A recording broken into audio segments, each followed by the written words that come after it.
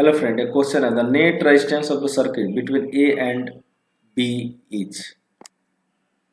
यहाँ पर A और B के बीच इक्विवेलेंट रेजिस्टेंस निकालना है और यहाँ देख रहे हैं कि 3 ओम और 6 ओम डिवाइड करते हैं 3/6 तो ये 1/2 आएगा, 4/8 ये भी 1/2 आएगा। यानी जो है ये व्हीटस्टोन ब्रिज जो है बैलेंस है, तो बैलेंस है तो ये 7 ओम के अक्रॉस किसी तरह का कोई करंट नहीं जाएगा, तो इसको हम यहाँ से यूजलेस मान रहे हैं, इसको निकाल देंगे।